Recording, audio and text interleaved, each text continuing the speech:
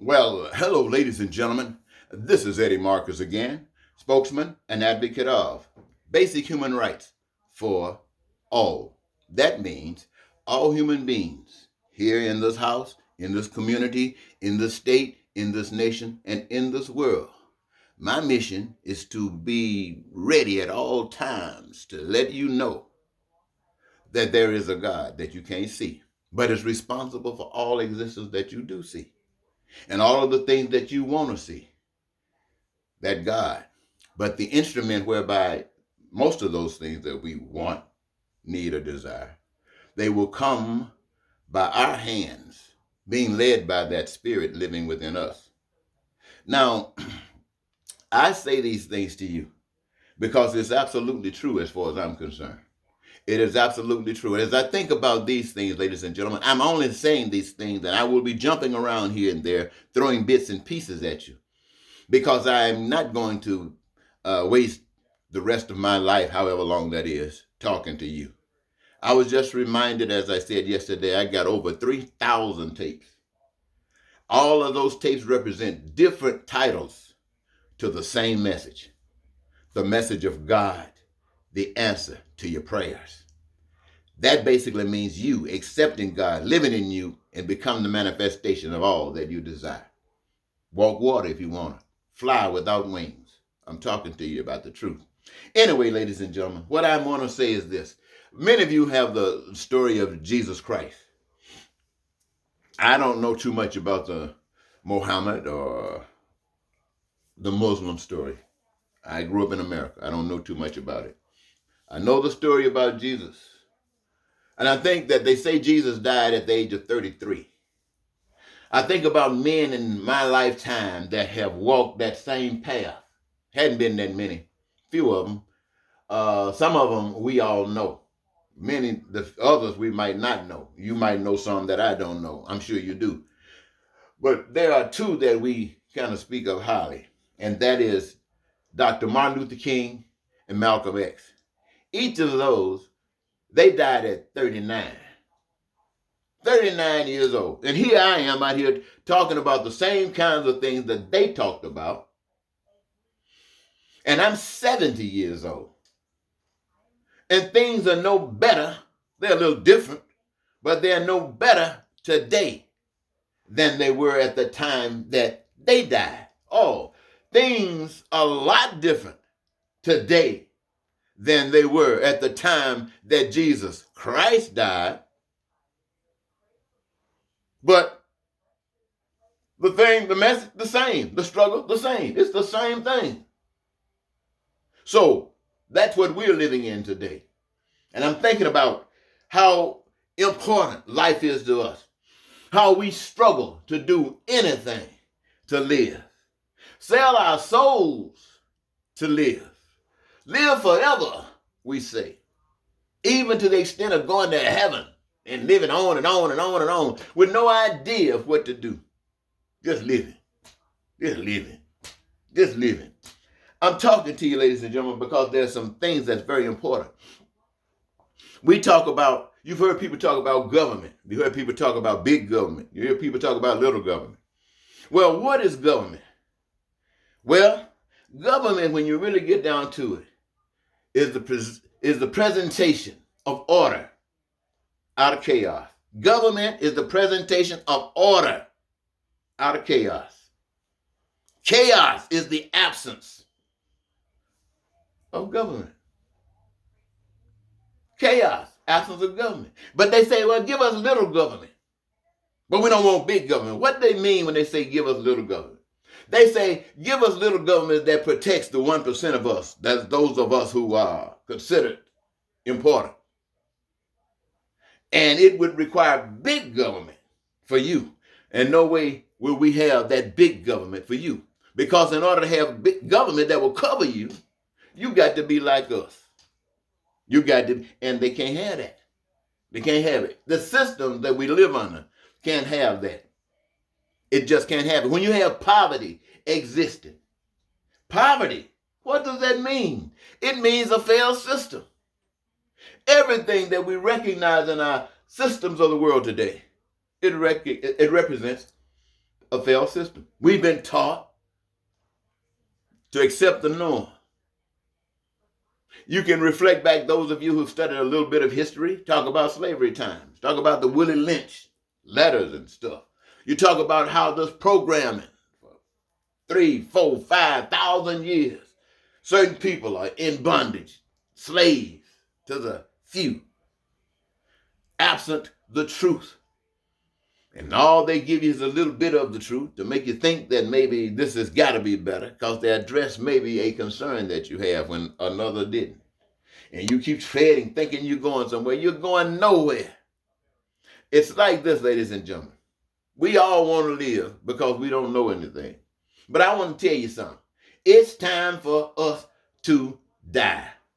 Now, what do I mean by that? I mean die to the ways of this system. Die to the ways of this world. And live, be born again. It's tough, but be born again to a brand new way. You remember the day before you were born? You remember the fears you had? Of course you don't. I'm sure you had some. You were ready to be born. You had all of the equipment, everything necessary to come out here in this world. I mean, it might have been small, but it was ready. So yeah, you can bet your last money you were scared to come through that little bitty hole. Somebody gonna break you through that big hole, big as you are. You coming through a little hole like that, but it's out of your hand. Time says you got to move, and you had to move. That hole probably was thinking, oh, no way, I can't do it. Time said, oh, yes, you can. And when the test came, what did it do? It opened up. Jesus walked on the water. Boom, all of a sudden, there you were in a different world, a brand new world. And what are you there for? You brought something with you to give, to be a benefit to the world. But the world was sitting there waiting for you. Those who were awake, who were still living, scared to die, cried, should cry, because they see what you're being born into. You're being born into this hell, and before you know it, you're going to be an instrument being used by this hell. So Willie Lynch tells the oppressors, this is what you do. So you show how to exercise that punishment, exert that punishment for other slaves to see, but mainly for the mothers, for the women to see. Because women love, everybody know women love. And what woman is not going to tell her son how to act and talk her husband into how to act so they can live? But we didn't come on the earth to live. We gonna die. Every last one of us gonna die. So living a long time don't mean too much or nothing, except maybe God was giving you a chance to live. I mean, to truly live. And what does it mean to truly live? To truly live means to do what you came here for, to stand up against that which denies what you came here for. That's what it means, living. That's why Jesus says, I am the way. Everybody say Jesus is the way. What does that mean? Believe that Jesus was born of a virgin. What does that mean? Believe that Jesus was the Son of God, only Son of God, came down here, God in Jesus. Believe that? Well, then, I am the way. What that mean? Believe that the same God that was in Jesus is the same God that's in you. That's what it means. It means if that spirit led, if that God led Jesus to stand up for what's right, then let that same spirit stand up for you for what's right. It doesn't mean get along with the system because they get mad, slap you side your head. It doesn't mean get along with the system because they get mad and cut your head off. It doesn't mean get mad with the system because go along with the system because they'll put a bullet through your neck. It does not mean that. It means understand that they don't know any better.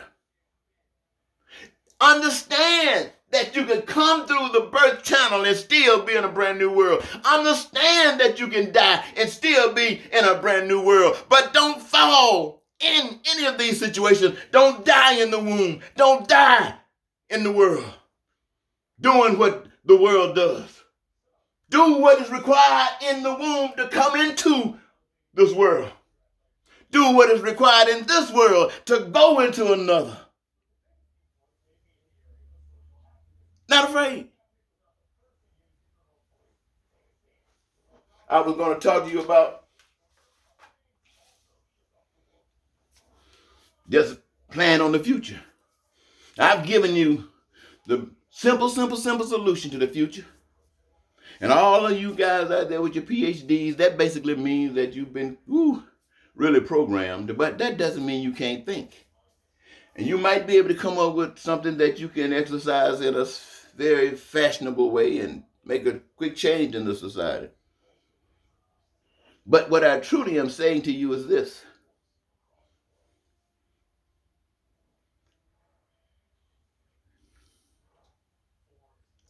If you want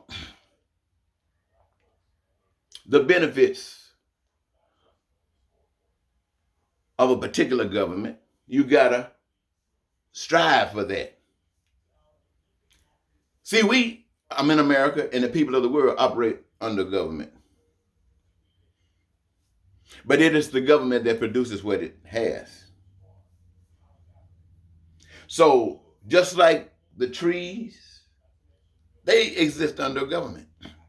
The earth exists in wherever it is, according to a government. The air, the waters, everything operates according to a system of government. And for peace, it requires a system of government. Prosperity the same. And for we the people to benefit from it requires a system of government.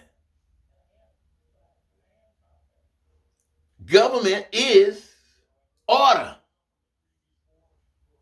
out of chaos. Little government works for a few. Big government works for all. So I think about